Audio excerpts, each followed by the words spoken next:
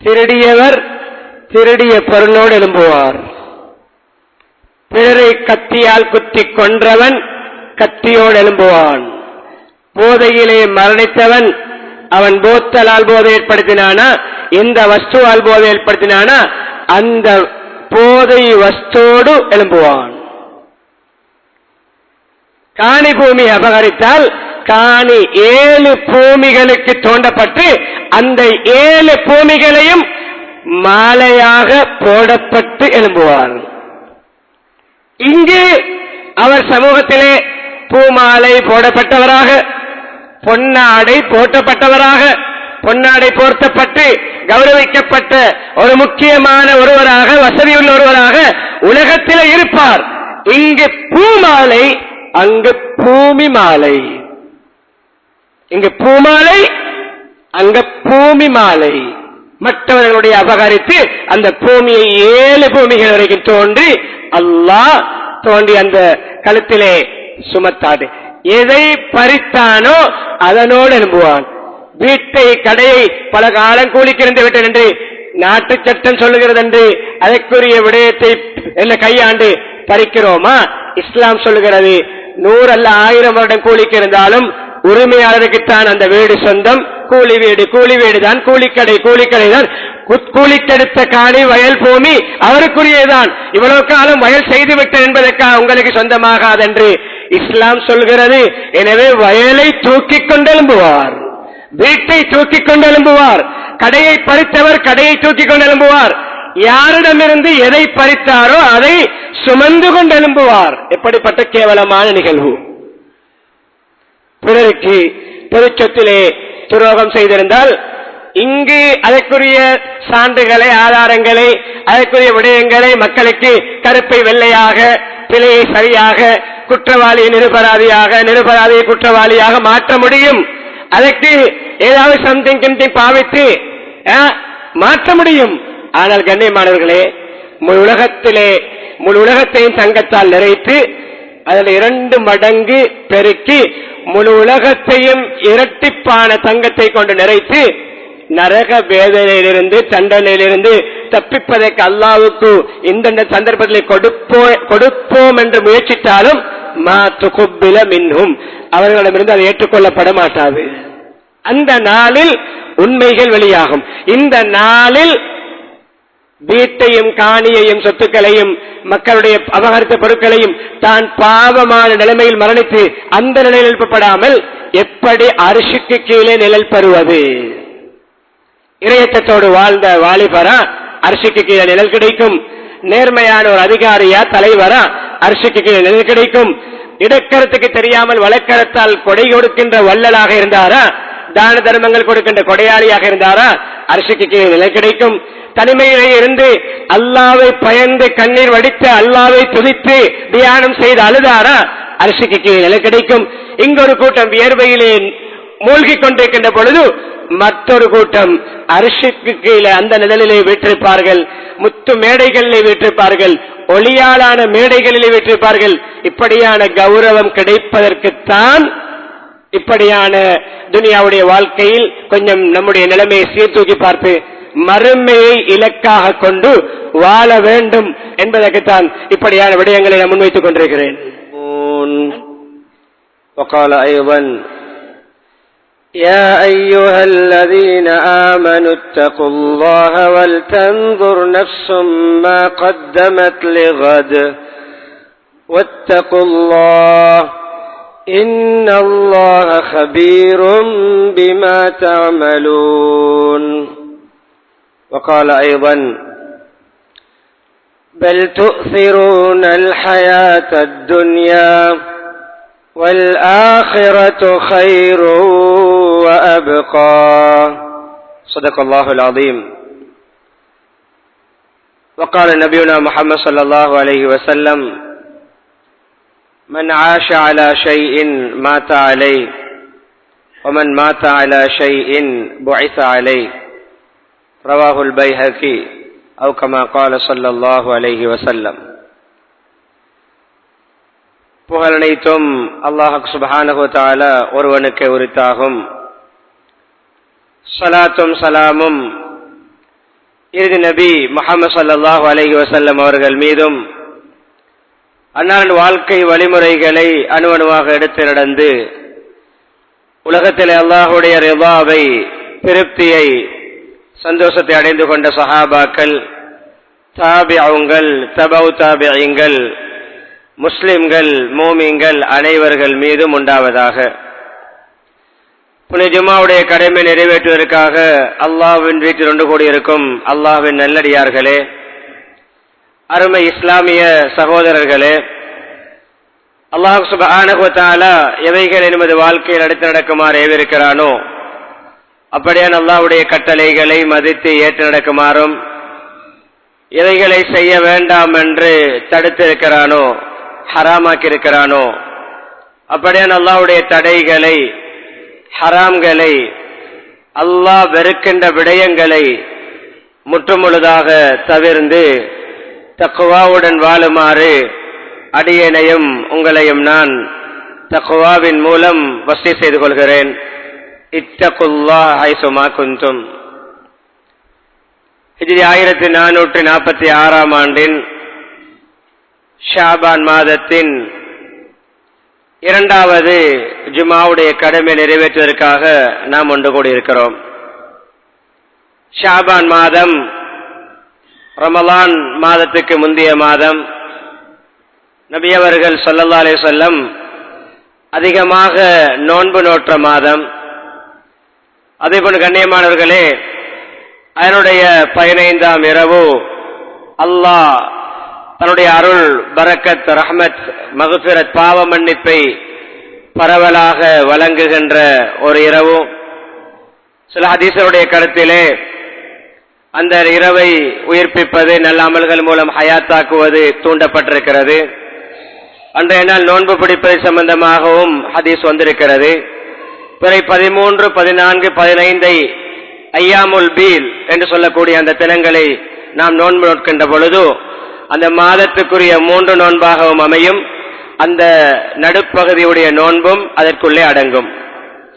முன்னோர்களுடைய ஒரு வளமை என்னவென்றால், இப்னு ஹஜர் ரஹிமஹுல்லாஹ் சொல்கிறார்கள், ஷாபான் மாதம் வந்துவிட்டால் முன்னைய காலத்து முஸ்லிம்கள், நல்லடியார்கள், அகப்பு அலா கலாமில்லா அலா கிதாபில்லா, அல்லாஹ்வுடைய கலாம் குர்ஆனுக்கு முக்கியத்துவம் கொடுப்பார்கள். ரமலானுக்கான ஒரு முன்னேற்பாடாக ஷாபான் மாதத்திலேயே முழு கவனத்தையும் குர்ஆனின் பக்கம் திருப்பி விடுவார்கள். தங்களுடைய ஜக்காத்துகளை கொடுக்க ஆரம்பிப்பார்கள். வருடாந்த அந்த ஜக்காத்தை கொடுக்க ஆரம்பிப்பார்கள். எனவே இப்படியான அமல்கள் மூலம் இந்த ஷாபானை சிறப்பாக்கி எதிர்வருகின்ற ரமலானை ஆரோக்கியமாக, சிறப்பாக, செழிப்பாக அடைந்து அந்த ரமலானில் அல்லாஹ்வை திருப்திப்படுத்திய கூட்டத்திலே நம் அனைவர்களையும் அல்லாஹ் சேர்த்தருள்வானாக. பிரதானமான தலைப்பை நான் ஆரம்பிக்கும் முகமாக 2 சம்பவங்களை, 2 நிகழ்வுகளை கொண்டு ஆரம்பிக்கிறேன். நான் பேச இருக்கின்ற விடயம் என்ன கருப்பொருளில் உங்களோடு சில விடயங்களை பகிர்ந்து கொள்ளப் போகிறேன் என்பதை ஆரம்பத்தில் உங்களுடைய சிந்தனைகளை பதிப்பதற்காக. உலகை ஆண்ட மன்னர்களில் ஒருவர்தான் ஸுல்கர்னைன் அலைஹிஸ்ஸலாம். உலகத்துடைய ஆட்சி. வெள்ளிக்கிழமை ஓத வேண்டிய சூரத்துல் கஹஃப்.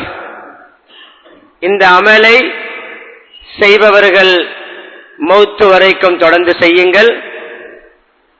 விடுபடக்கூடியவர்கள் அல்லது பொடுபோக்காக இருப்பவர்கள் இன்றிலிருந்து ஆரம்பிப்போம், வெள்ளிக்கிழமை சூரத்துல் கஹஃப் ஓதுவதற்கு முக்கியத்துவம் கொடுப்போம். தஜ்ஜாலை விட்டு பாதுகாப்பு, ஒளி கிடைக்கும், வாழ்க்கையில் செழிப்பு ஏற்படும். இந்த வெள்ளிக்கிழமை, சென்ற வெள்ளிக்கிழமை மோதி இருந்தால் 2க்கு மத்தியிலே கண்ணியமானே காபத்துல்லாவுடைய தூரம் வரைக்கும் ஒளி கிடைக்கும் என்றெல்லாம் சொல்லப்பட்ட சூறாவில் இவர்களுடைய நிகழ்வு விவரிக்கப்படுகிறது. இவர்களை பற்றி பிரஸ்தாபிக்கிறான் இறுதி பகுதியிலே. 16வது ஜுஸுடைய இறுதி 1வது பக்கத்துடைய இறுதி ஆயத்தில் இவர்களுடைய நிகழ்வை அல்லாஹ் ஆரம்பிக்கிறான். வயஸ்அலூனக அன் தில் கர்னைன் என்ற அல்லாஹ் துல் கர்னைனை பற்றி உங்களிடம் மக்கள் விசாரிக்கிறார்கள், கேட்கிறார்கள் என்ற அந்த ஆயத்தை கொண்டு அவர்களுக்கு கொடுக்கப்பட்ட அந்த ஆட்சியுடைய எவ்வளவு பிரமாண்டமான ஆட்சி என்பதை அந்த ஒரு பக்கம் 1.5 பக்கங்களிலே அல்லாஹ் விவரிக்கிறார்.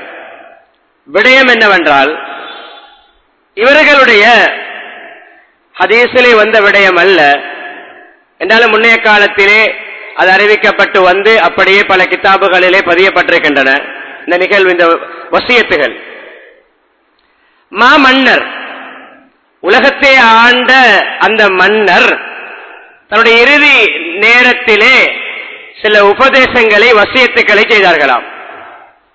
அந்த வசியத்துகளிலே 3 வசியத்துகள் கொஞ்சம் வித்தியாசமான வசியத், ஒரு அபூர்வமான அதிசயமான வசியத்.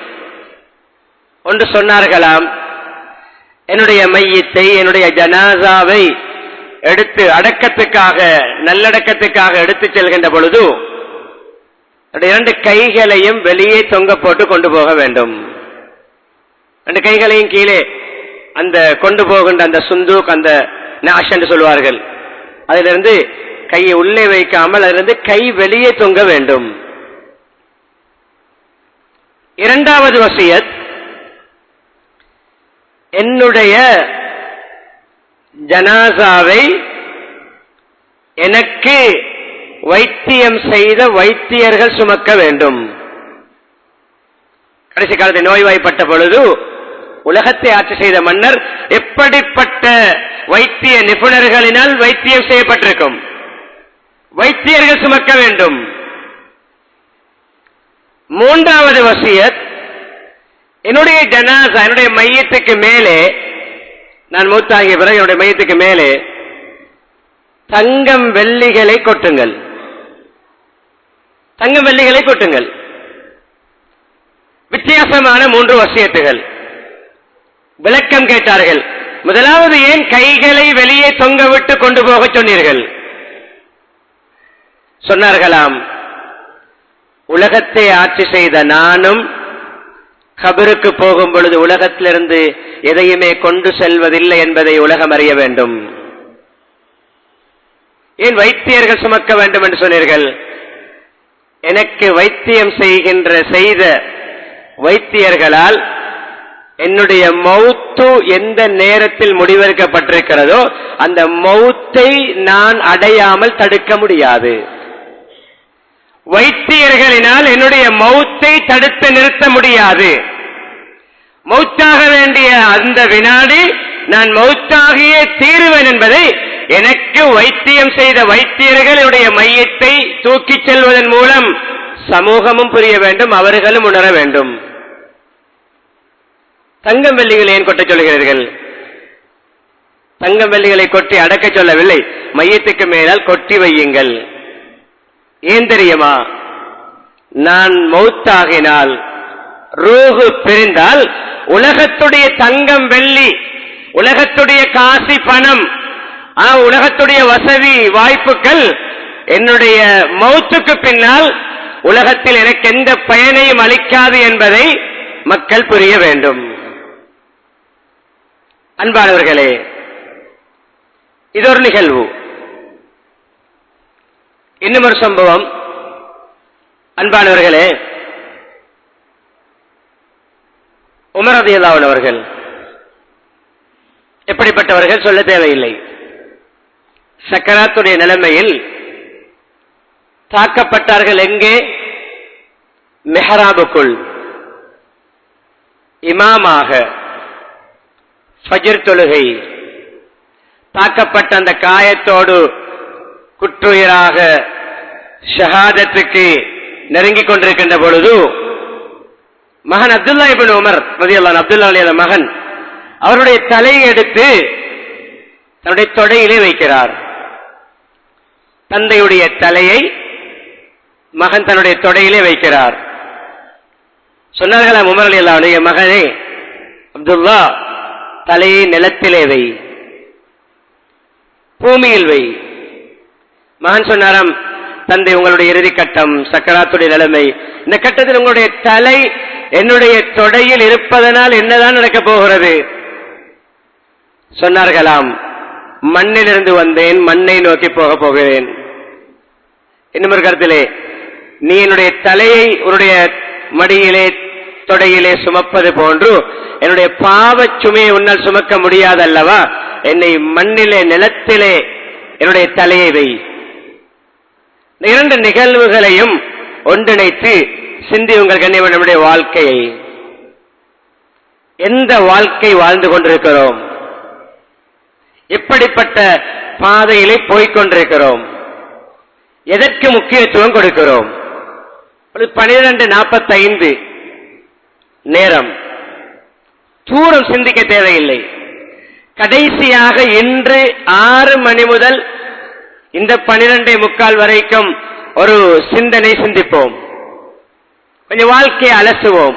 இந்த கடைசி 6 மணித்தியாலத்தில் எத்தனை 10-100 வார்த்தைகள் பேசினேன், அதுல எத்தனை வார்த்தை நன்மையானது, எத்தனை வார்த்தைகள் பாவத்துக்குரியன, எத்தனையோ விடயங்களை சிந்தித்தேன், எத்தனை நல்ல விடயம், எத்தனை பாவமான காரியம், எத்தனை எட்டுக்களை காலெடுத்து வைத்து நடந்தேன், எத்தனை நடைகள், எத்தனை எட்டுக்கள் நன்மையை நோக்கி, எத்தனை எட்டுக்கள் பாவத்தை நோக்கி. பல விடயங்களை வாசித்தேன்.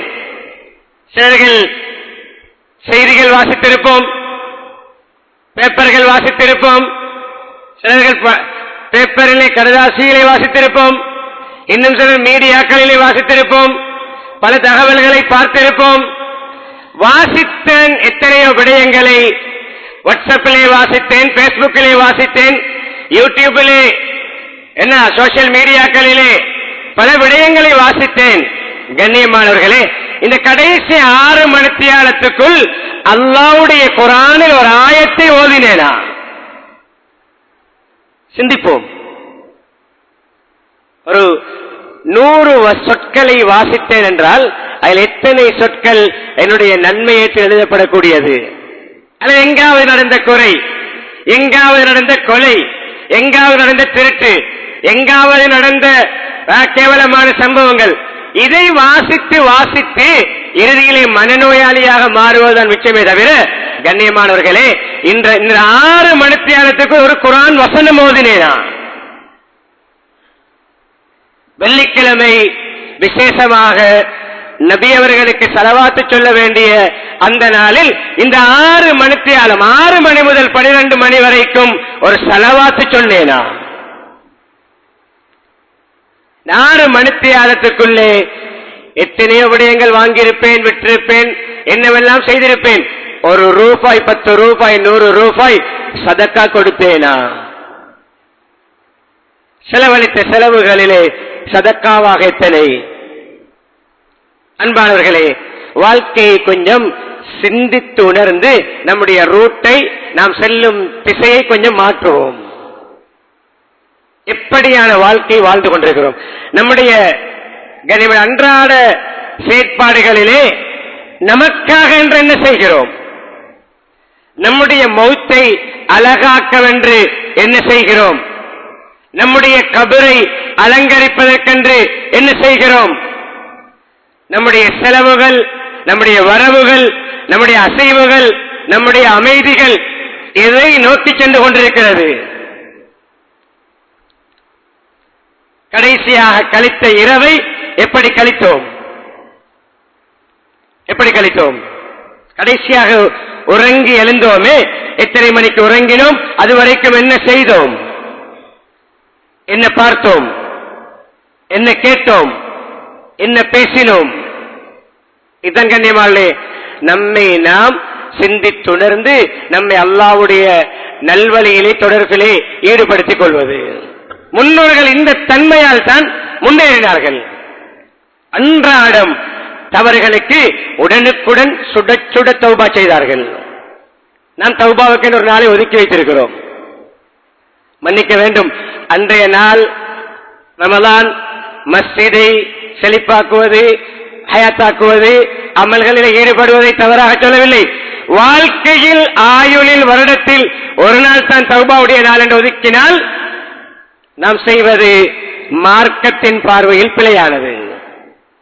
தௌபா நாளாந்தம். அன்பானவர்களே, இப்படி நாம் பேசிக்கொண்டு போகின்ற விடயம் அன்றாட வாழ்க்கையில் கொஞ்சம் அளந்து எடை போட்டு வடிகட்டி பார்ப்போம். தூய்மையாக எவ்வளவு போகிறது, கப்பி கழிவாக எவ்வளவு எஞ்சுகிறது என்று. நான் கூட சொல்லவில்லை, இன்று கடைசியாக கழித்த 6 மணித்தியாலங்களில் நம்முடைய வாழ்க்கையை முடிவெடுக்கலாம். ஒவ்வொரு நாளும் நம்முடைய தூக்கம்தான் நம்முடைய சக்கராத்.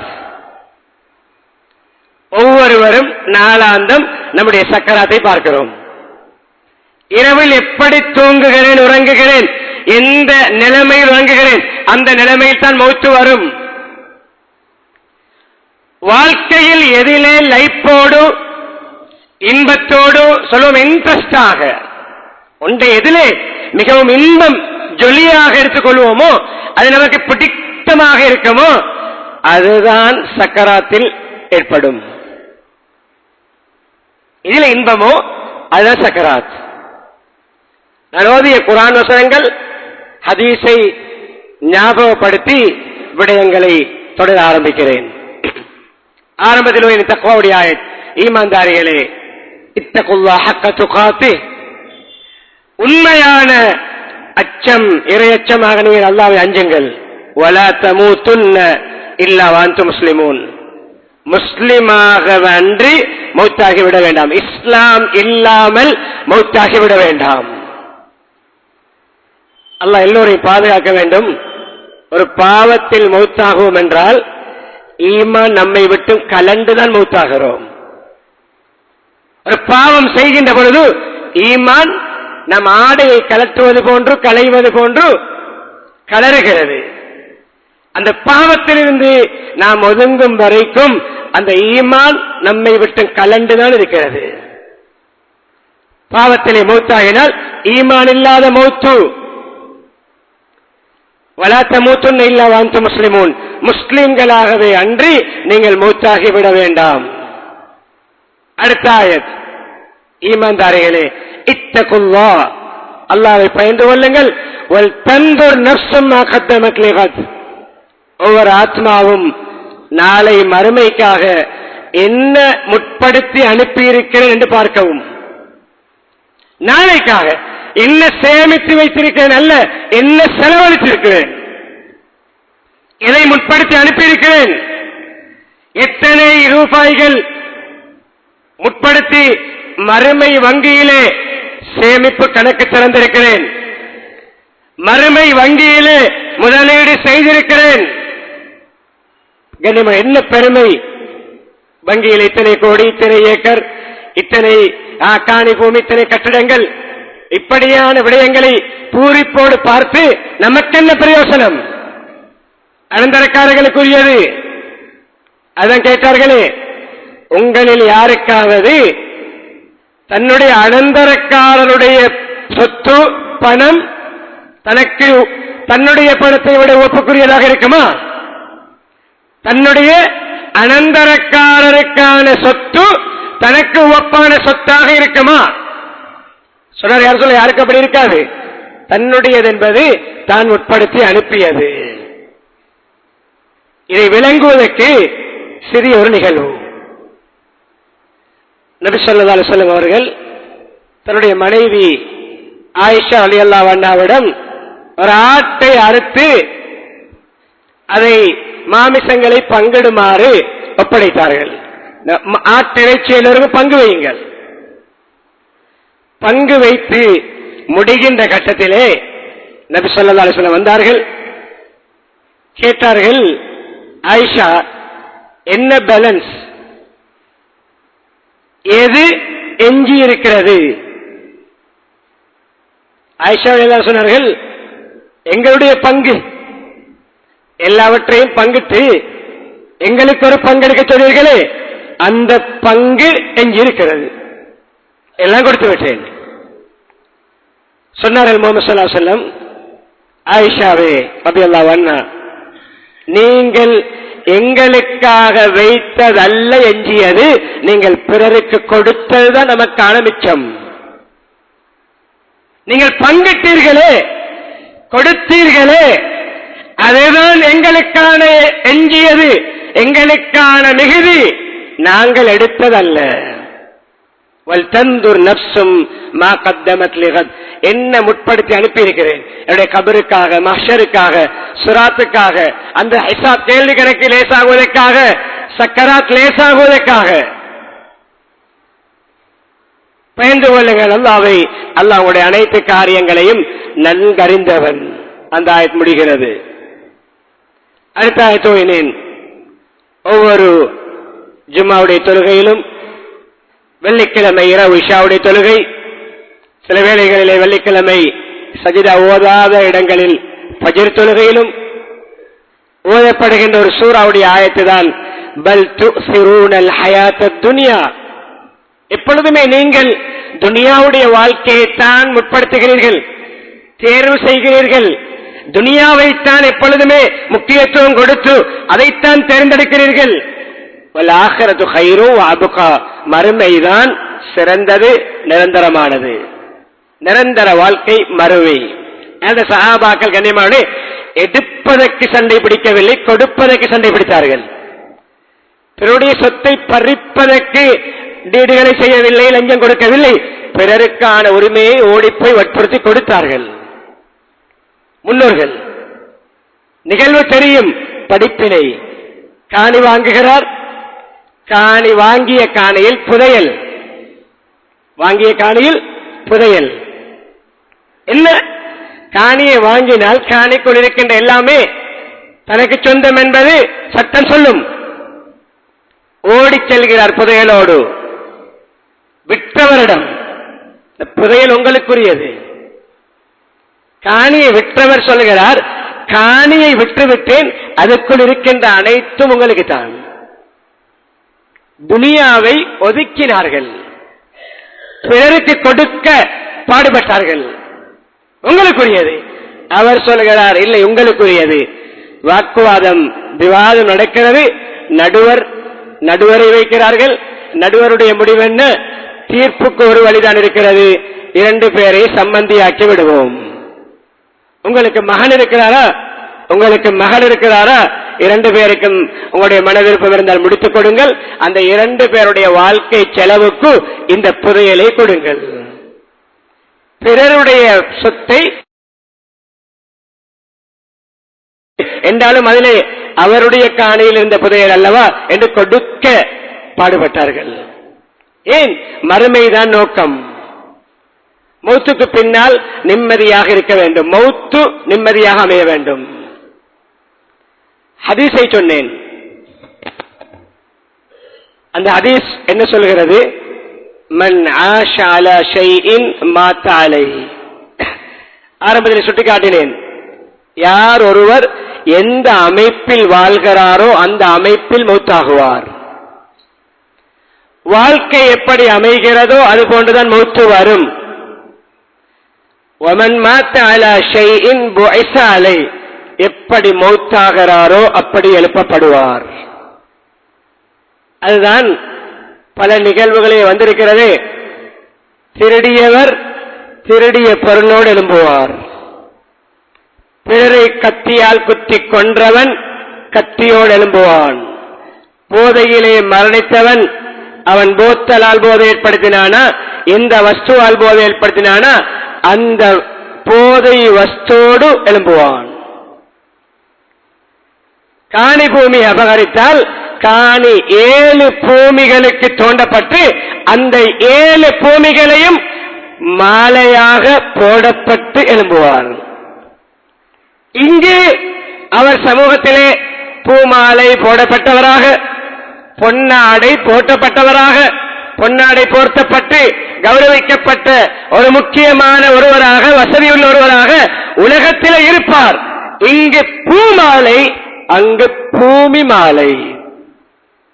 இங்கு பூமாலை, அங்க பூமி மாலை. மற்றவர்களுடைய அபகரித்து அந்த பூமியை 7 பூமிகள் வரைக்கும் தோன்றி அல்லாஹ் தோண்டி அந்த கழுத்திலே சுமத்தாடு. எதை பறித்தானோ அதனோடு எழும்புவான். வீட்டை கடையை பல காலம் கூலிக்கிருந்து விட்டேன் என்று நாட்டு சட்டம் சொல்லுகிறது என்று அதற்குரிய விடயத்தை என்ன கையாண்டு பறிக்கிறோமா? இஸ்லாம் சொல்லுகிறது 100 அல்ல 1000 வருடம் கூலிக்கு இருந்தாலும் உரிமையாளருக்குத்தான் அந்த வீடு சொந்தம். கூலி வீடு தான், கூலிக்கடை தான். கூலிக்கெடுத்த காணி வயல் பூமி அவருக்குரியதான். இவ்வளவு காலம் வயல் செய்துவிட்டேன் என்பதற்காக உங்களுக்கு சொந்தமாகாது என்று இஸ்லாம் சொல்கிறது. எனவே வயலை தூக்கிக் கொண்டெழும்புவார், வீட்டை தூக்கிக் கொண்டெழும்புவார், கடையை பறித்தவர் கடையை தூக்கிக் கொண்டெழும்புவார். யாரிடமிருந்து எதை பறித்தாரோ அதை சுமந்து கொண்டெழும்புவார். எப்படிப்பட்ட கேவலமான நிகழ்வு! பிறருக்கு பொதுச்சொத்திலே துரோகம் செய்திருந்தால் இங்கு அதற்குரிய சான்றுகளை, ஆதாரங்களை, அதற்குரிய விடயங்களை மக்களுக்கு கருப்பை வெள்ளையாக, பிழையை சரியாக, குற்றவாளியை நிரபராதியாக, நிரபராதியை குற்றவாளியாக மாற்ற முடியும். அதற்கு ஏதாவது சம்திங் பாவித்து மாற்ற முடியும். ஆனால் கண்ணியமானவர்களே, முழு உலகத்தையும் தங்கத்தால் நிறைத்து அதில் 2 மடங்கு பெருக்கி முழு உலகத்தையும் இரட்டிப்பான தங்கத்தை கொண்டு நிறைத்து நரக வேதனையிலிருந்து தண்டனையிலிருந்து தப்பிப்பதற்கு அல்லாஹ்வுக்கு இந்த சந்தர்ப்பத்தில் கொடுப்போம் என்று முயற்சித்தாலும் மா துகுப்பில மின்ஹும், அவர்களிடமிருந்து அது ஏற்றுக்கொள்ளப்பட மாட்டாது. அந்த நாளில் உண்மைகள் வெளியாகும். இந்த நாளில் வீட்டையும் காணியையும் சொத்துக்களையும் மக்களுடைய அபகரித்த பொருட்களையும் தான் பாவமான நிலைமையில் மரணித்து அந்த நிலையில் எழுப்பப்படாமல் எப்படி அரிசிக்கு கீழே நிழல் பெறுவது? இறையச்சத்தோடு வாழ்ந்த வாலிபரா அரிசிக்கு கீழே நிழல் கிடைக்கும். நேர்மையான ஒரு அதிகாரியா தலைவரா அரிசிக்கு கீழே நிழல் கிடைக்கும். இடக்கரத்துக்கு தெரியாமல் வழக்கரத்தால் கொடை கொடுக்கின்ற வள்ளலாக இருந்தாரா, தான தர்மங்கள் கொடுக்கின்ற கொடையாளியாக இருந்தாரா, அரிசிக்கு கீழே நிழல் கிடைக்கும். தனிமையிலே இருந்து அல்லாவை பயந்து கண்ணீர் வடித்து அல்லாவை துதித்து தியானம் செய்து அழுதாரா, அரிசிக்கு கீழே நிழல் கிடைக்கும். இங்கொரு கூட்டம் வியர்வையிலே மூழ்கிக் கொண்டிருக்கின்ற பொழுது மற்றொரு கூட்டம் அரிசிக்கு கீழே அந்த நிழலிலே வீற்றிருப்பார்கள், முத்து மேடைகளிலே வீற்றிருப்பார்கள், ஒளியாலான மேடைகளிலே வீற்றிருப்பார்கள். இப்படியான கௌரவம் கிடைப்பதற்குத்தான் இப்படியான துனியாவுடைய வாழ்க்கையில் கொஞ்சம் நம்முடைய நிலைமையை சீர்தூக்கி பார்த்து மறுமையை இலக்காக கொண்டு வாழ வேண்டும் என்பதற்குத்தான் இப்படியான விடயங்களை நான் முன்வைத்துக் கொண்டிருக்கிறேன். அன்பானவர்களே, இப்பொழுது நான் இந்த ஹதீஸுக்கு 2 பகுதிகளை கொண்ட சான்றுகளை முன்வைத்து முடிக்கிறேன். இறுதிக்கட்டம். மன் மாத்த அலா ஷைஇன் மன் ஆஷா அலா ஷைஇன் மாத்த அலை. பைஹகி ரஹிமஹுல்லாஹ் ரிவாயத். எந்த அமைப்பில் ஒருவர் வாழ்வாரோ அந்த அமைப்பில் மௌத்தாகுவார். சிறந்த ஒரு உதாரணம். எதிலே லைத்திருப்போமோ அதிலே மௌத்து வரும். உலக மகா பணக்காரன், அந்த காலத்தில் சர்வதேச மட்டத்திலே வைத்தியர், வர்த்தகம் செய்த ஒரு வர்த்தகர், பல பேருக்கு சம்பளம் கொடுத்த ஒரு முதலாளி, 3/2 பங்கை விட அதிகமான ஆட்சியை பொறுப்பேற்று இன்னும் விஸ்தரிப்புகள் செய்த ஒரு ஆட்சியாளரும் தான், பணக்காரரும் தான், கண்ணியமானவரும் தான், செல்வமுள்ளவரும் தான், செல்வாக்குள்ளவரும் தான், முஹம்மது ஸல்லல்லாஹு அலைஹி வஸல்லம் மருமகனும் தான்.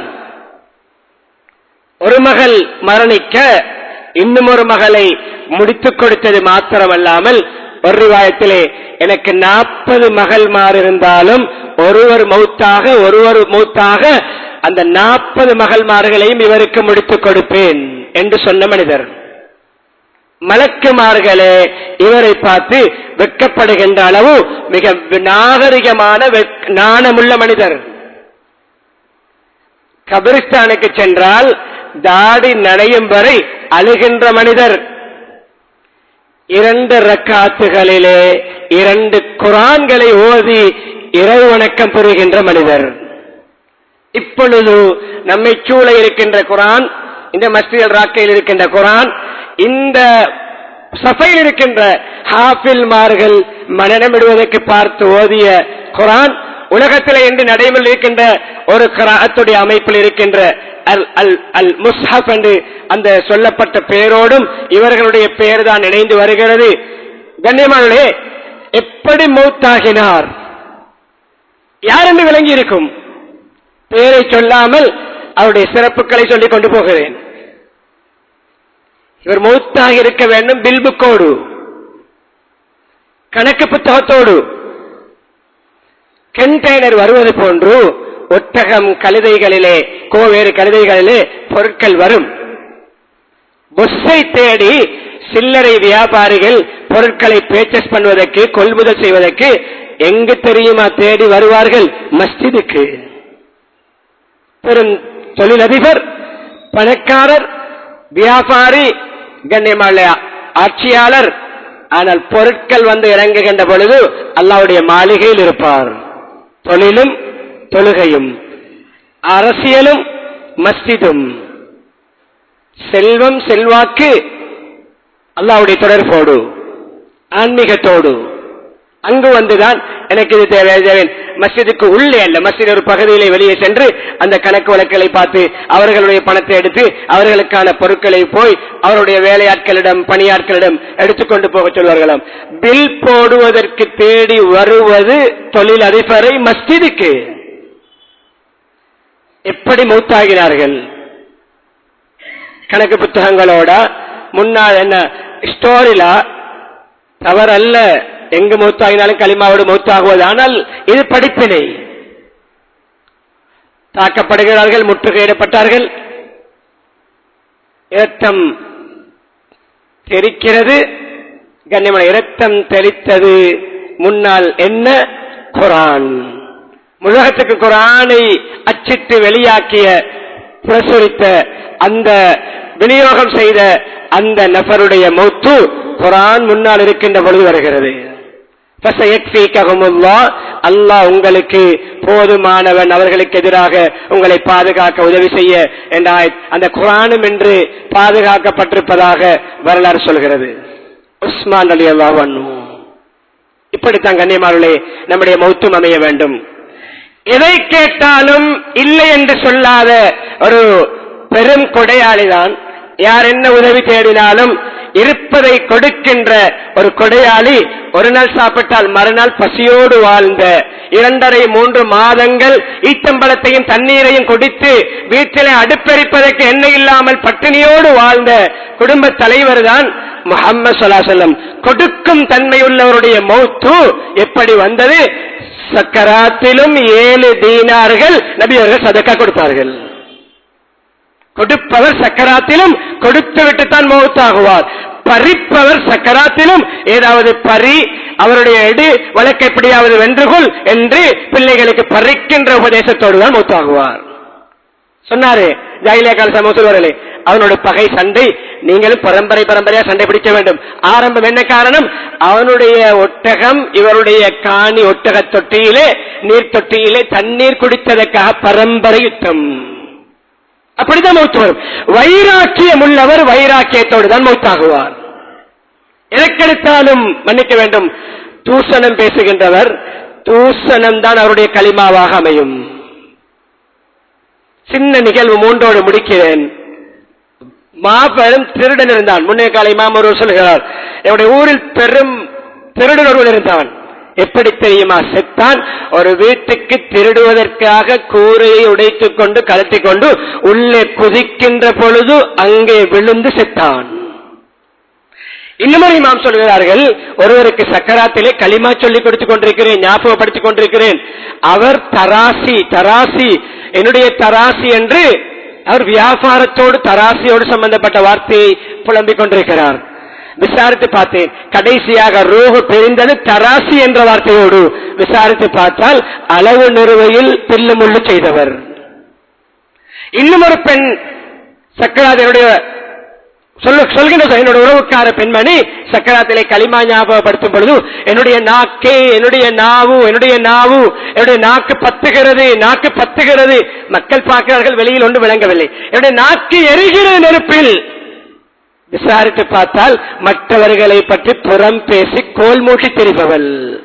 புறம் பேசக்கூடிய கோல் மூட்டக்கூடிய களிமா நாக்கு பத்துகிறது. இன்னும் ஒரு களிமா சொல்லிக் கொடுத்தால் நல்லா ஊத்து இன்னும் ஊத்து என்று சொல்கிறார். என்ன ஊத்த சொல்லி இருப்பார்? புரிந்து கொள்ளுங்கள். எப்படி மௌத்தாக விரும்புகிறோம்? சுஜூதிலே மௌத்தாக வேண்டுமா? குர்ஆனுக்கு முன்னால் மௌத்தாக வேண்டுமா? மன்னிக்க வேண்டும், மஸ்ஜிதிலே மௌத்தாக வேண்டுமா? பாரிலே மௌத்தாக வேண்டுமா? மஸ்ஜிதிலே மௌத்தாக வேண்டுமா? தியேட்டரிலே மௌத்தாக வேண்டுமா? மஸ்ஜிதிலே மௌத்தாக வேண்டுமா? குர்ஆன் ஓதிக்கொண்டு மௌத்தாக வேண்டுமா? லேப்டாப்புக்கு முன்னால் மௌத்தாக வேண்டுமா? கம்ப்யூட்டருக்கு முன்னால் மௌத்தாக வேண்டுமா? கையிலே குர்ஆனோடு மௌத்தாக வேண்டுமா? போனோடு மௌத்தாக வேண்டுமா? காதிலே எதை கேட்டுக்கொண்டு மௌத்தாக வேண்டும்? நல்ல நல்ல வார்த்தைகளை, நல்ல புத்திமதிகளை, குர்ஆனை, திக்ரை அல்லது இசை கேட்டுக்கொண்டு மௌத்தாக வேண்டுமா? சிந்திப்போம். இரவில் உறங்குகின்ற பொழுது எப்படி உறங்குகிறோமோ அதுதான் சக்கராத்தாக அமைய போகிறது. எனவே வாழ்க்கையை சிந்திப்போம், மாற்றுவோம். எப்படி வாழ்கிறோம் அப்படி மௌத்தாகுவோம், எப்படி மௌத்தாகுவோம் அப்படி எழுப்பப்படுவோம் என்ற ஹதீஸை தான் இந்த பிரசங்கத்தில் விவரித்தேன். 3-4 குர்ஆன் வசனங்களை ஓதினேன். அந்த 3-4 குர்ஆன் வசனங்களும் ஒரு 6-7 சம்பவங்களும் ஒரு ஹதீஸும் தான் என்னுடைய பிரசங்கம். எல்லாம் அல்லாஹ் சுப்ஹானஹு வ தஆலா இப்படிப்பட்ட நிலைமைகளிலே அல்லாஹ்வை அடைகின்ற, அல்லாஹ்வுடைய நெருக்கத்தை பெறுகின்ற நல்லவர்களாக மாறும் பாக்கியத்தை அல்லாஹ் நமக்கு நசீபாக்குவானாக. எங்களுடைய பாவங்களை மன்னித்தருள்வாயாக, எங்களுடைய பெற்றோருடைய பாவங்களை மன்னித்தருள்வாயாக, மனைவி மக்களுடைய பாவங்களை மன்னித்தருள்வாயாக, உறவினர்களுடைய பாவங்களை மன்னித்தருள்வாயாக, பூரா முஸ்லிம்கள் மூமின்கள் அனைவருடைய பாவங்களை மன்னித்தருள்வாயாக, உண்மையான ஈமானை தருவாயாக, இஸ்லாமிய வாழ்க்கையை தருவாயாக, எல்லா நிலைமைகளிலும் உனக்கு பொருத்தமாக நமது ஆயுளை கழிக்க கிருபை செய்வாயாக. ஒரு நிமிடம் கூட பாவத்திலே கழியாமல் பாதுகாப்பாயாக, என்னுடைய பார்வைகளை பாதுகாப்பாயாக, காதுகளை பாதுகாப்பாயாக, சிந்தனைகளை பாதுகாப்பாயாக, நம்முடைய நடை உடை பாவனைகளை பாதுகாப்பாயாக, நம்முடைய அசைவு அமைதி அனைத்தும் உன்னுடைய பொருத்தத்துக்காக அமைத்து தருவாயாக. பேசுகின்ற வார்த்தைகள் அனைத்தையும் நன்மையான வார்த்தைகளாக மாற்றுவாயாக. நம்மோடு புழங்குகின்ற அனைத்து விடயங்களும் நன்மைக்கான புழக்கங்களாக மாற்றுவாயாக. எல்லா நிலைமையிலும் உன்னுடைய தொடர்போடு வாழ்ந்து கலிமாவோடு உனக்கு பிடித்தமான ஒரு இபாதத்திலே உன்னுடைய திருப்தியோடு நம்முடைய ரூஹ் பிரிய கிருபை செய்வாயாக. ஈமானுடன் வாழ்ந்து கலிமாவுடன் மரணிக்கக்கூடிய பாக்கியத்தை நம் அனைவருக்கும் நசீபாக்குவாயாக. வஆஹிரு தஅவானா அனில் ஹம்துலில்லாஹி ரப்பில் ஆலமீன்.